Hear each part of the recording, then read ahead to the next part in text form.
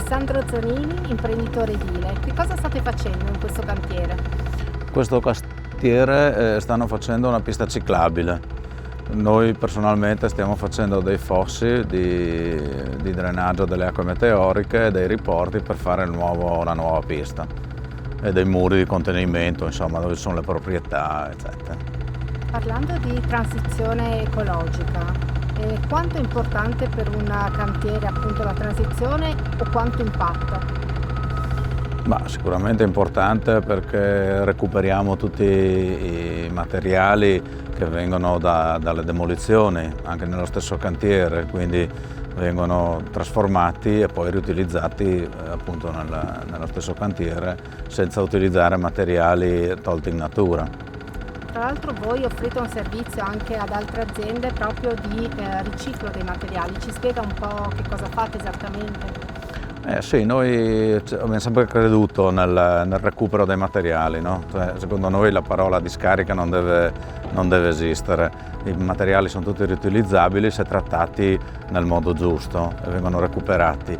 Noi per questa cosa nell'edilizia abbiamo appunto un frantoio che diamo a noleggio alle diverse imprese per poter recuperare i propri materiali in cantiere, poterli trasformare e riutilizzare negli stessi cantieri senza correre in giro per strada, eccetera.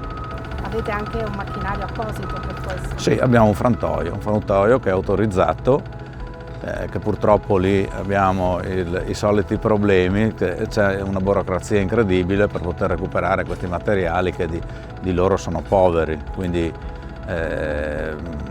anzi io mi auspico che in futuro la burocrazia che molli un po' la presa, che ci lasci lavorare con più serenità, insomma, con più velocità. Consiste questa burocrazia? Cioè cosa dovete fare in termini burocratici per riutilizzare i materiali e portarli a nuova vita? Ma ci sono diverse cose da dover fare. Allora io sono d'accordo su quello che riguarda le analisi, appunto per capire che i materiali non siano inquinanti, che non siano pericolosi, eccetera.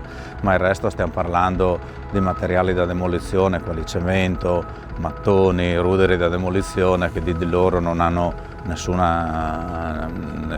inquinante dentro e non sono pericolosi, quindi facilmente recuperabili, insomma. Quindi diciamo che la burocrazia qualche volta può essere un deterrente? Tante volte, specialmente per piccole quantità, abbiamo dei costi esagerati che quindi non conviene e uno prende il materiale e se lo porta in discarica piuttosto di stare a fare tutte queste analisi, questi documenti, queste robe, ed è un peccato. Ultima cosa, al di là del riciclo dei materiali, la transizione verde sta portando altro nei cantieri, per esempio l'utilizzo di nuove apparecchiature, nuove tecnologie, l'utilizzo di nuovi materiali, appunto non solo da riciclo? Ma sicuramente sì, perché possiamo riutilizzare tutto l'asfalto, lo possiamo tornare a mettere in opera appunto aggiungendo dei prodotti che lo rendono facilmente riutilizzabile. Adesso dopo non mi viene in mente, ma insomma la tecnologia sta andando avanti. E questo è un buon segno. Sì, questo è positivo.